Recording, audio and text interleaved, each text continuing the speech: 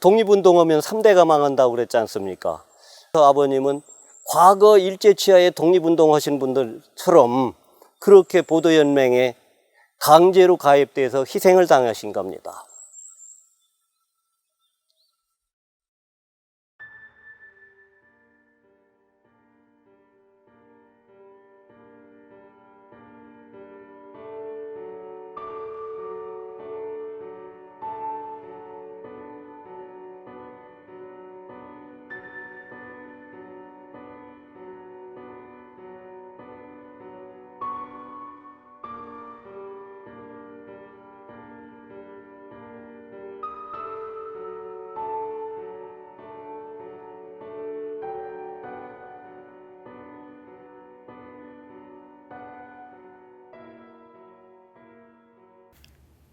다큐멘터리 감독 구자환입니다.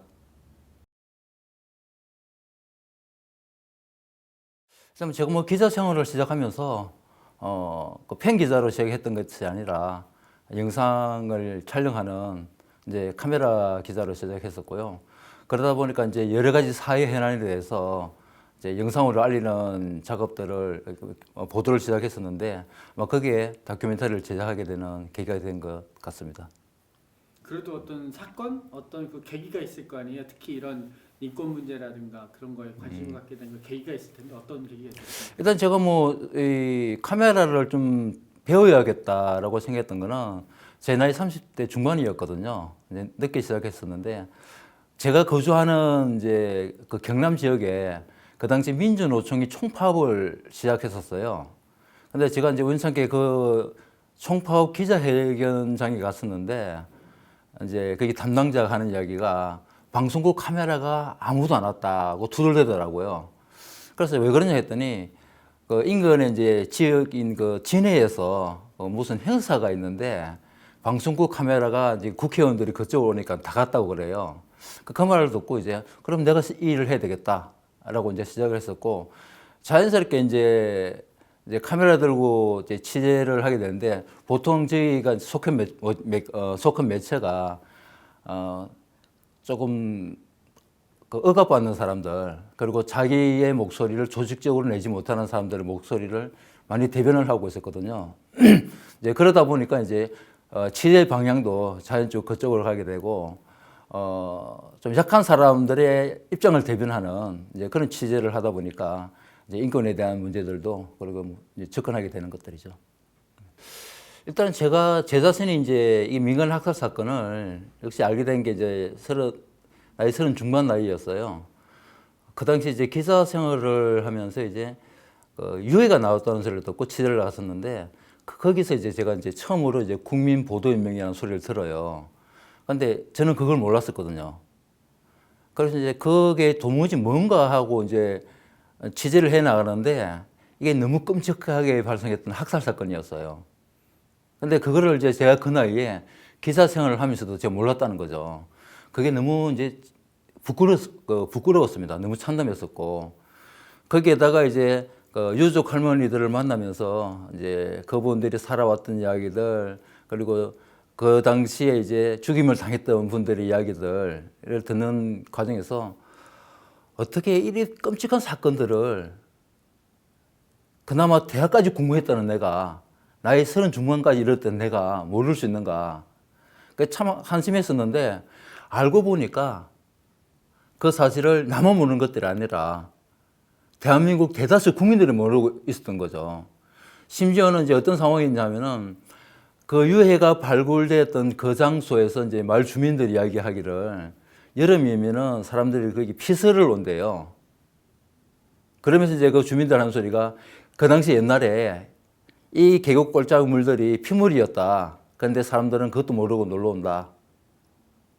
이제 이라고 이야기를 하고 자기네들은 그 당시에 죽었던 사람들을 직접 이제 파묻는 부역을 했대요. 경찰에 시키니까.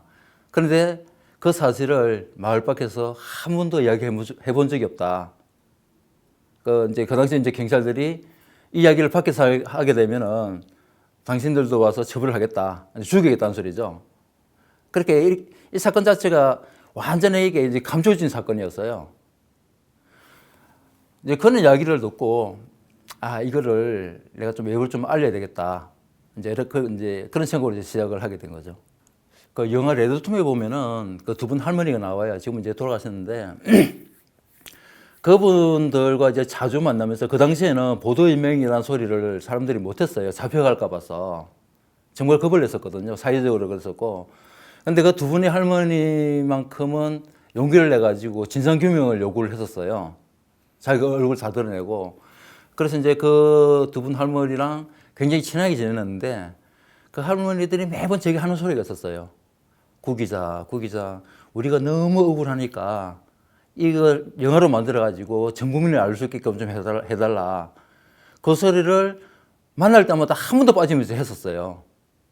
이제 그런데 저는 뭐 이제 젊은 나이에 이렇게 이제 지역에 있는 활동하는 기자로서 그걸 어떻게 뭐 제가 할 수 있겠다는 그 확신 같은 건 사실 없었는데 그렇다고 해서 그분들이 아주 간절하게 계속 부탁을 하는데 할머니 저 못해요 라는 소리를 못 하잖아요. 그래서 그랬습니다. 할머니 제가 그냥 건강하게 계십시오. 제가 어떻게든 이걸 알려드리겠습니다. 전체 국민들 알 수 있게끔 영화를 만들어가지고 제가 알리겠으니까 그냥 건강하게만 살아 계시라고. 이제 그렇게 시작했는데 결국은 제가 이제 이 민간 학살 사건에 계속 치중하는 그 기본적인 동기 같은 것들은 그 두 분 할머니의 그 호소들, 그 아픈 마음들, 그게 이제 제 마음에 이제 와닿았던 것이죠. 그 당시에는 누구라도 쉽게 이제 할 수 없는 이야기들을 그분들만큼은 드러내놓고 정말 억울하게 나의 남편이, 나의 오빠가 그렇게 죽임을 당했다. 그것도 이승만이한테 죽임을 당했다.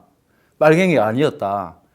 지금까지 우리는 한평생을 살면서 이 이야기를 하지도 못하고 있다. 그 박상현 할머니 같은 경우에는 제가 만나던 그 당시까지만 하더라도 그때가 이제 우리가 반세기가 지났다고 얘기를 하고 있었거든요. 55년 되는 시점이었는데 여전히 자기 남편의 옷을 가지고 있었어요. 이사도 가지도 않고. 게다가 대문을 항상 열어둡니다. 거기에서 또 해가지고 매일 또 밥을 해가지고 아래목에 따뜻하게 덮어둬요. 그 할머니는 자기 남편이 언젠가는 돌아올 거라고 믿고 있었던 거죠. 근데 실제로는 그분이 돌아가셨거든요. 근데 그분은 남편이 언제 어디서 죽었는지를 모르기 때문에 더군다나 시신을 자기 눈으로 확인하지 못했기 때문에 언제라도 남편이 돌아올 수 있을 거다라는 생각으로 그렇게 살아계셨던 거죠. 얼마나 처참한 사연들입니까? 이제 그런 사연들이 제 마음을 많이 이제 동요를 시켰고 뭐 이쪽으로 계속 이제 이끌었던 것 같아요. 그 영화 만들고 싶고 다큐멘터리 만들고 싶고 하고 싶은 게 많은데 그거를 뛰어든다라는 건 되게 쉽지 않거든요. 먹고 사는 문제도 가장 큰 거고. 근데 그런 걸 어떤 식으로 이렇게 극복을 하셨어요? 아 이건 진짜 어렵지만 해야 되겠다. 정말 좀 힘들었죠. 그 레드툼을 그 10년 동안 찍어가지고 이제 제작을 끝냈는데 그 과정에서 제가 뭐 기자 생활을 하고 있었지만은 저희 매체가 그 상업성을 전혀 갖추지 못해가지고 제가 이제 임금을 제가 안 받았어요. 그러니까 이제 본사에 있는 친구들도 후배 기자들도 그 한 달에 한 30만 원 정도라도 운영비를 좀 마련을 하자 했는데 그나마 그 돈도 안 되는 그런 상황이었거든요. 그런 상황에서 이제 뭐 이제 학살 문제라든지 취재를 다녀야 되는 입장이 있는데 정말 말 그대로 밥을 굶었습니다. 그러니까 차에 기름을 넣을 수 있는 돈이 생기면은 할머니를 만나러 이제 가고 막 이제 유족들을 만나러 다니는데 돈이 없으니까 밥을 굶게 되는 거죠. 여행이 그 유족분들이 같이 밥 먹는 자리에 끼면은 제가 밥을 먹을 수 있는 그런 상황이 겹치는 굉장히 힘든 순간이었는데, 근데 이게 어떻게 보면 좀 오기라고 할까요? 이 처참한 학살 사건들을 왜 사람들은 모를까? 관심이 없을까?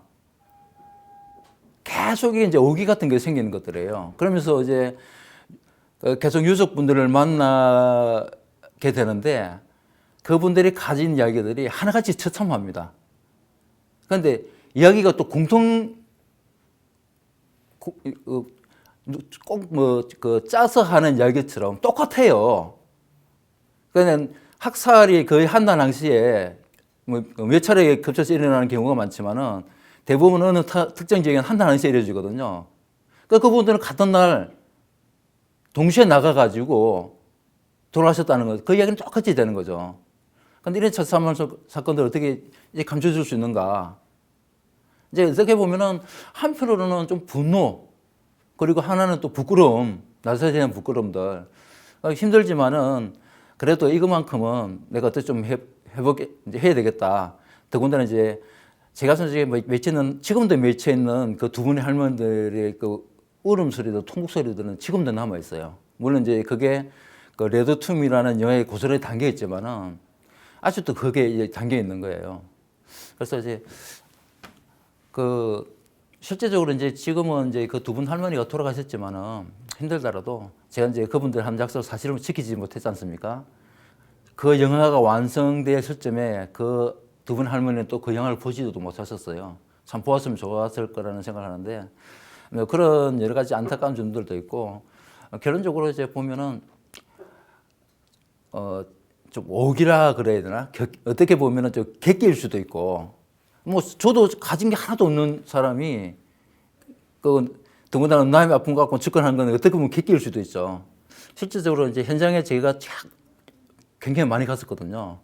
학살 현장에 가면서 이제 제가 제일 먼저 생각한 게 뭐냐면은 그분들이 묶인 상태로 자기가 죽을 길을 걷는 그 순간 어떠한 생각을 했을까?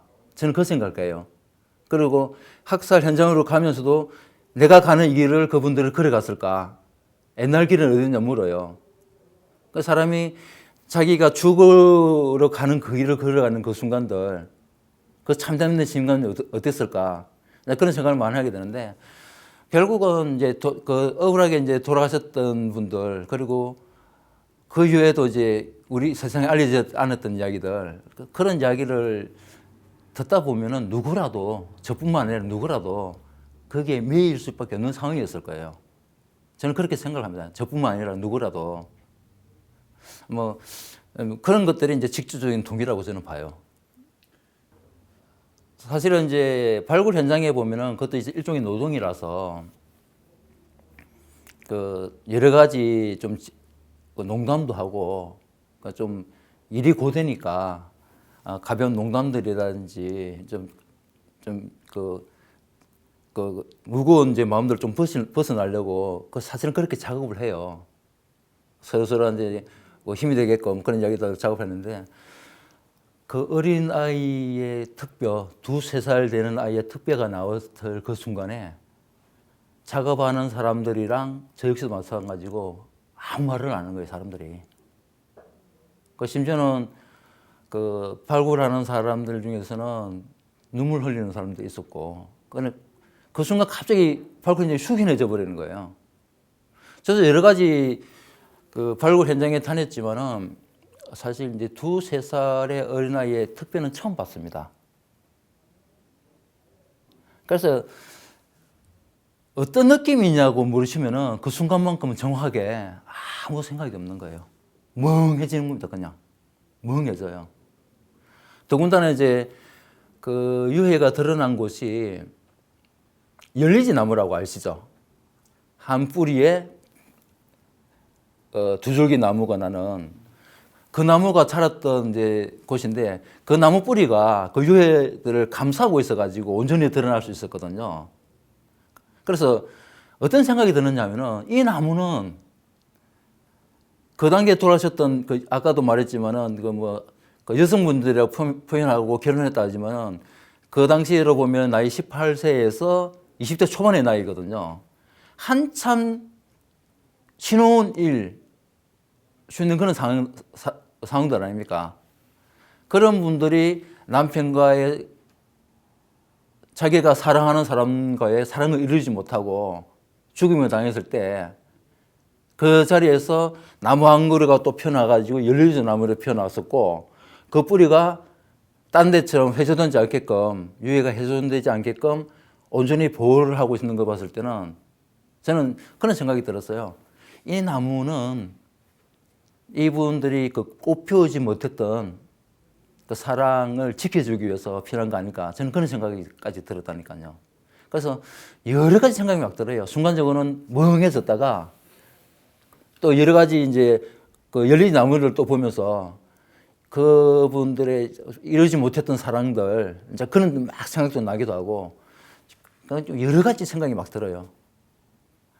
1960년대 이제 4.19 혁명 이후에 근데 전국 유족회가 결성돼 가지고 진실 규명을 요구를 했었거든요. 물론 이제 그 이듬해인 1961년에 이제 박정희 쿠데타로 그게 또 무산이 되지만은 1960년대 그 당시에 이 민간인 학살 사건에 대한 진상이 이루어지고 가해자가 처벌이 되고 그걸로 인해 가지고 국민 개개인의 생명이나 인권 의식이 강화되었던 나라가 되었다면은 저는 광주 5.18 학살 안 일어났다고 보거든요.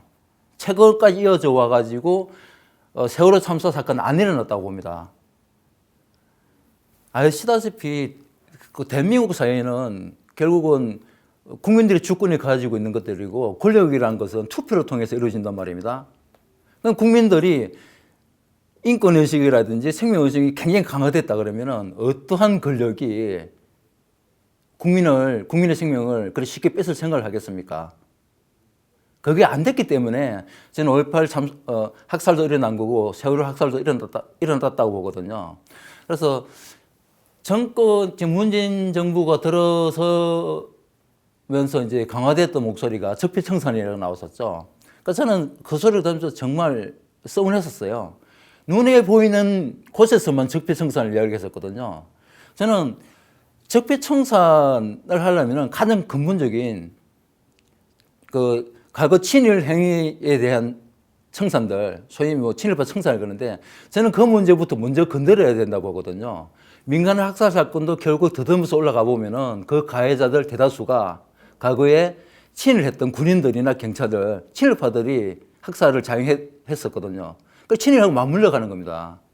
그런 근본적인 문제를 벗어두고 눈에 보이는 것들 진영 논리거나 정치 논리로서만 적폐청산 얘기하면은 결국은 가지치기밖에 안 되는 겁니다. 뿌리는 그대로 가는 거죠.